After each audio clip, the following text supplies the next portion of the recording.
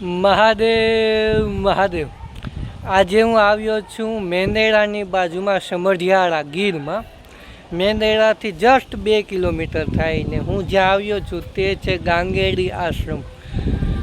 ગાંગેડી આશ્રમથી જ બહુ પ્રચલિત છે અને અહીંયા ગાંડાઓ ખૂબ જાજા બધા 350 આસપાસ છે. ત્યાં અહીંયા ભગવાન ને રોકાવાની વ્યવસ્થા છે. તો મારી પાસે અત્યારે પલંગ જોઈ રહ્યા છો, બધા પલંગ બારોબાર કાઢ્યા છે. તો અહીંયા અમે પાઉંભાજીનો ખવડાવવા માટે વડવાળાથી સ્પેશિયલ ગાડી લઈને 5-6 જણા આવ્યા છે. તો પાઉંભાજીનો પ્રોગ્રામ છે. તો કઈ રીતે બધું શાક બકાલું ને છે, 100 કિલો આસપાસ આખું શાક બકાલું છે તે વડવાળાથી જ લઈને આવ્યા. પાઉં છે તે અહીંયા મેંદેડાથી લઈ લીધા હતા ને આવું કંઈક કાર્યક્રમ છે. ખૂબ સારી એવી સંસ્થા છે, ઘણા વર્ષોથી કાર્યરત છે અને વડવાળાનું એક ગ્રુપ છે તે મહિનામાં 1-2 વખત તો આવતા જ હોય છે અહીંયા જમાડવા માટે. તો કઈ રીતે છે કઈ નહીં, તો ચાલો આખી સંસ્થાની મુલાકાત લઈએ.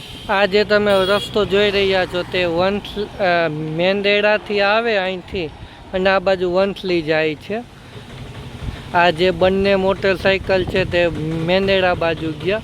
તો ત્યાંથી જ અહીંયા આવો એટલે આ સંસ્થાનો અહીંયા ગેટ આવે. સંસ્થાનો બોર્ડ છે ગાંડાઓની સંસ્થા ગંગેડી આશ્રમ. તો ખૂબ વિશાળ જગ્યામાં આખું ફેલાયેલું. તમે ગેટની અંદર ગળો એટલે સીધું જ પેલા મંદિર આવે. લીલી ધજા, પરબની ધજા, અહીંયા મંદિર આવ્યું. ભોળેનાથનું પેલું મંદિર છે અને પછી આપણે વાછડા દાદાનું મંદિર છે.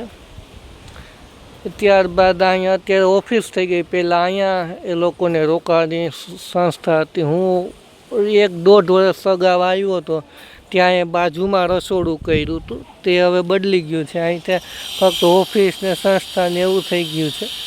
અત્યારે ભગવાન આટા મારે છે. તો આખું આ જે જોઈ રહ્યા છો તે ખૂબ જ વિશાળ થઈ ગયું. સામે હોસ્પિટલ આખી તૈયાર થાય છે. બ્લોક આખા પથરાઈ ગયા. આંબા છે, નારિયેલી છે, ઘણા બધા વૃક્ષો પણ ઉછેર થઈ ગયા છે. આખું આ શેડનું કામ ચાલુ છે. અહીંયા શેડ આખો બનાવો, પંખા ફિટિંગ થાય છે નવા.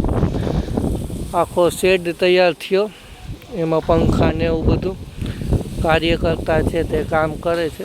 ત્યારબાદ આગળ જઈએ. જેન્ટ્સ અને લેડીઝ કુલ સંખ્યા 290 છે. અમે ગાડી લઈને આવ્યા મારી. અહીંયા બહેનો વિભાગ આ બાજુ છે, બહેનોનો વિભાગ. તો અહીંયા તમે જોઈ શકો છો. તો અહીંયા 290ની ટોટલ સંખ્યા છે. તો હવે કઈ રીતે બનાવીએ છીએ આ જે રસોડું છે, રસોડાની અંદર અમે ભોજન બનાવીએ છીએ. તો ચાલો આખું હું તમને બતાવું. તો અમે વડવાળાથી 8 લોકો અત્યારે ગાડી લઈને પહોંચી ગયા. ઉપર બટેટા ને શાકભાજી ને એવું બધું મૂકેલું હતું તે હવે ઉતારીએ. અંદર પણ તેલ ને કરિયાણું ને લીંબુ મરચાં ને એવું બધું હતું, એ બધું અહીંથી ઉતારી લીધું. ત્યારબાદ હવે અમે અંદર પહોંચી ગયા. અંદર પૂગીને સીધા જ બટેટા છોલવાનું ચાલુ કરી દીધું, કેમ કે 50 કિલો આસપાસ બટેટા હતા. તો બધા પોતપોતાની રીતે વળગી ગયા. અમુક બટેટા છોલવા વળગી ગયા, અમુક બટેટાને સુધારવા વળગી ગયા. તો ટોપ છે તો હમણાં ટોપ આખો બટેટા ન ભરાય છે. અમુક વટાણા ફોલવા વળગી ગયા, બધા પોતપોતાની રીતે. બટેટા પછી રીંગણામાં વળગી ગયા. રીંગણા પણ 35 કિલો આસપાસના રીંગણા હતા. રીંગણા ખૂબ મસ્તીના રીંગણા, નાની ગોટી હતી. તો એ પણ ચાલુ થઈ ગયું. બટેટા બધા ફોલાઈ ગયા ને એને ગરમ થવા મૂકી દીધા હતા. ત્યારબાદ અમે મેંદેડાથી જેપલોનની પાઉં લઈ આવ્યા. તમે જોઈ શકો છો આખી ગાડી ભરાઈ ગઈ, કેમ કે 150 પેકેટ આજુબાજુ આખા જેપલીનના પાઉં હતા. તો હવે પાઉં ઉતારીને અંદર મૂકી દઈએ. હવે બટેટા છે તે બફાઈ ગયા છે, તો બટેટાને કાઢી લઈએ. સતીશભાઈ બટેટાને કાઢે છે. એક બાજુ રીંગણા બાફવા મૂકી દીધા. રીંગણાની સાથે વટાણાને કોથળીમાં ભરી મૂક્યા હતા. જોઈ લો કેવો ધુવાળો બાફ નીકળે છે. તો એ બીજી બાજુ બીજા મસાલા ને ભાજી ને એવું છે તે બધું સુધારાય છે. લીંબુ નીચોવાય છે. બધાય પોતપોતાની કામગીરી આમ કે જોરદાર. ત્યારબાદ વટાણા ને બટેટા ને રીંગણા ને બધું મિક્સ કર્યું. ત્યારબાદ ભૂંગળા હતા તો ભૂંગળા તળવા. ભૂંગળાની આખી કોઠી ભરાઈ ગઈ, 2.5 થી 3 કિલો જેટલા ભૂંગળા હતા, પણ એ ભૂંગળા દેખાણા નહોતા છેલ્લે.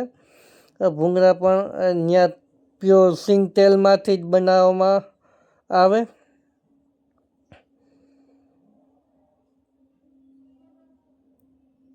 આપણે સંજયભાઈ ઇલેક્ટ્રિકવાળા છે તો અત્યારે ભૂંગળા તરે છે. વળવાળાના હશે તે બધા ઓળખતા જ હશે. ત્યારબાદ બીજી બાજુ રાજુભાઈ ને એ બધા અત્યારે છૂંદો કરવા વળગી ગયા. બટેટાનો છૂંદો થઈ ગયો તો ત્યારબાદ રીંગણાનો છૂંદો કરે છે. કેમ કે પાઉંભાજીમાં છે તે બધું શાક બકાલું સરખું મિક્સ થાય. પછી હવે ટીપ જોઈ રહ્યા છો, ભગવાનજીભાઈ લઈને આવ્યા તો ટીપ આખી ભરાઈ જાય એટલા ભૂંગળા થયા હતા, પણ દેખાણા નહોતા. ત્યારબાદ હવે વઘાર એક બાજુ ચાલુ થઈ ગયો. મરી મસાલા નાખી, તામ્રપત્ર નાખીને વઘાર દે છે ભીખુભાઈ આપણા. ખૂબ મસ્ત સુગંધ. ત્યારબાદ બધોય ભાજી ને બધું મિક્સ થઈ ગયો. ત્યાં જોઈ શકો છો આમ ચટાકેદાર ભાજી તૈયાર થઈ ગઈ. બીજી બાજુ પાઉં છે તે પાઉં એમનેમ કાચા નહીં, પણ એને પણ તળીને શેકીને બધાને જમાડવામાં આવ્યા હતા. તો હવે આપણે જઈએ બધા જમણવારમાં. અહીંયા 3 પંગત બેઠી છે, એટલે કે 6 લાઈન. અત્યારે પહેલાં 2 જ લાઈનમાં પીરસવાનું છે, એક આ બાજુ ને એક આ બાજુ. આ બહેનોનો વિભાગ છે તો કેવડો લાંબો છે હું તમને બતાવું. અત્યારે એક જ વિભાગમાં પીરસવાનું ચાલુ છે.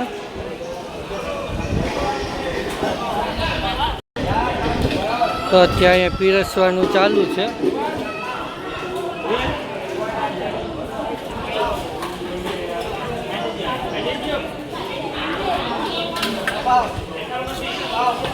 અહીંયા છે પૂરો થાય વાંથી ચાલુ કરી અને જમવામાં પાઉંભાજી અને ભૂંગળા એ 3 વસ્તુ રાખેલ છે. તો આવડી લાંબી લાઈન છે. આવી 3 પંગત છે. આ એક પંગત જમી લે, એ લોકો પાણી પી લે, પછી બીજી પંગત ચાલુ કરવાની અને ત્યાર પછી ત્રીજી પંગત. એટલે બધા ત્યાં એક સાથે ભેગા ન થાય. 2 લાઈનમાં નથી પહોંચી શકતા. તો હવે આ પંગત પૂરી થાય ત્યાર પછી આપણે ફરી પાછું બીજી પંગત જોશું. અહીંયા હવે બીજી પંગત ચાલુ થઈ. પીરસવાનું હજી ચાલુ કર્યું છે. બીજી લાઈનમાં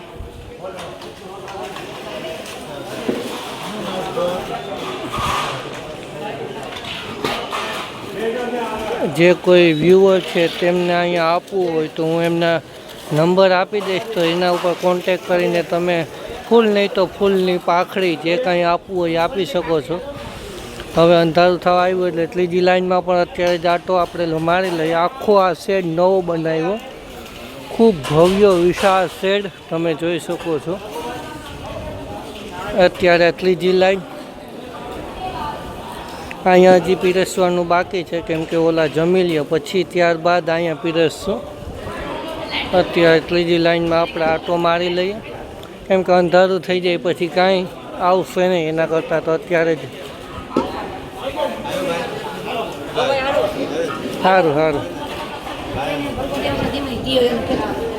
શ્લોક ગાયત્રી મંત્ર બોલતા જાય છે બેન. તો આવું કંઈક આખું આનું આયોજન. જે ભાઈના બર્થડે નિમિત્તે આજે અમે જમણવાર કરવા આવ્યા છે તેમને પણ ભગવાન લાંબુ આયુષ્ય આપે, સદા નિરોગી અને સુખમય જીવન વિતાવે એવી પ્રભુ પાસે પ્રાર્થના. હેપી બર્થડે ભાઈ.